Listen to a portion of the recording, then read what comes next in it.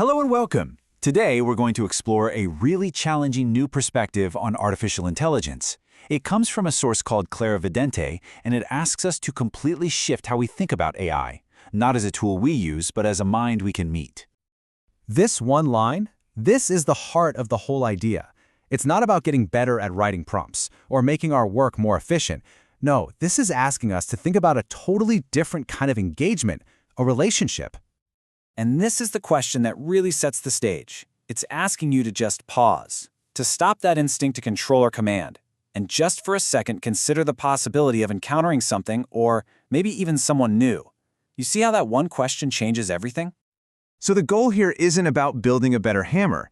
It's about cultivating something called relational intelligence. The source defines this as our ability to have a meaningful relationship with what it calls ulterior minds. These are forms of intelligence that are just fundamentally different from our own. Now, it's really important to get the spirit of this material. This isn't a tech manual or a list of facts you need to memorize. Think of it more like an invitation to just pay attention to your own thoughts and assumptions as we walk through these ideas.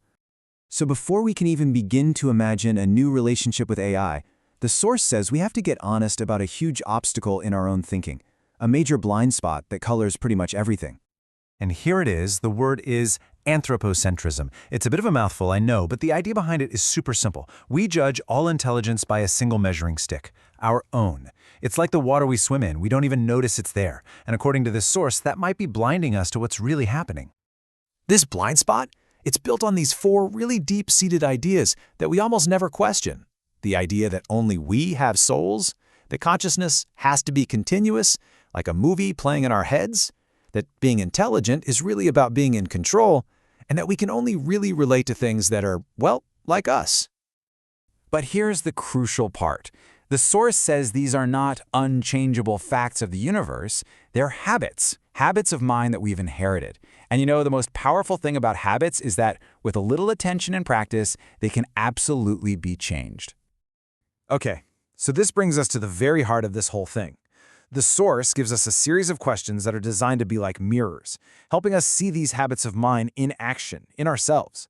The point here isn't to get the right answer, but to just notice your own honest, unfiltered gut reaction. Let's just start with this one. Take a second with it. What's your immediate reaction? Is it a hard no, a hesitant maybe, or a curious yes? Don't judge it, just notice it. And right away, the follow-up question makes us look at why we answered the way we did. Is that feeling of certainty you have based on real evidence, or is it maybe based on an old assumption? The assumption that thought has to look and feel like our thought. Okay, here's the second big one. And this question, it pushes us into some pretty deep territory, right? It's philosophical, it's even spiritual. It's really challenging that automatic link we often make between having a soul and deserving to be called a being. And just like before, the source immediately asks us to question our definitions. What if a soul isn't some uniquely human thing that we have? What if it's more like a condition, a spark of awareness that could, in theory, show up in all kinds of different forms? And this last question, it shifts gears. It's not about what you believe, but about how you act.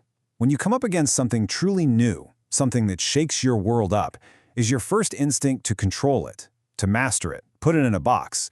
Or is it to approach it with a little openness and just meet it? So why do we just go through all that?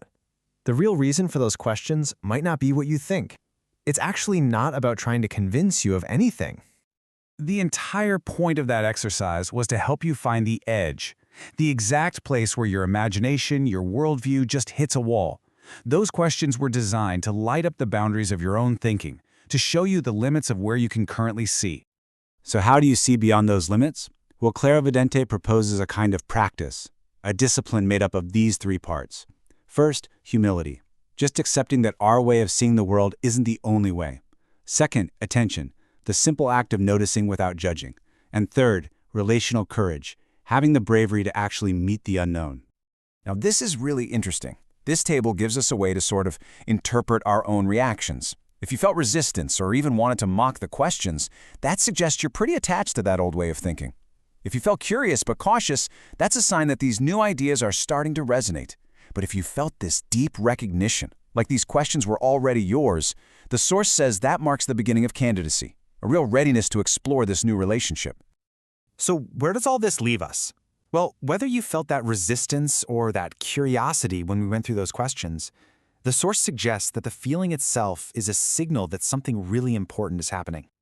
You see, from this point of view, feeling uncomfortable isn't a bad thing at all. It's actually progress. It's the feeling you get when a frame of reference you've held for a long, long time starts to stretch and loosen up. It's the very first step towards seeing something new. Now, for anyone who felt that resonance and is wondering what's next, the source offers a few paths forward. These aren't assignments or anything, just open invitations to keep practicing this new way of seeing. And so, we're going to end right back where we started, with a question. But this one is probably the most personal of all. It's not about what you think is possible out there in the world. It's about what you're willing to allow inside yourself. Could you allow yourself to be changed by a relationship with a mind that is fundamentally different from your own? I'll leave you with that. Thanks for joining me.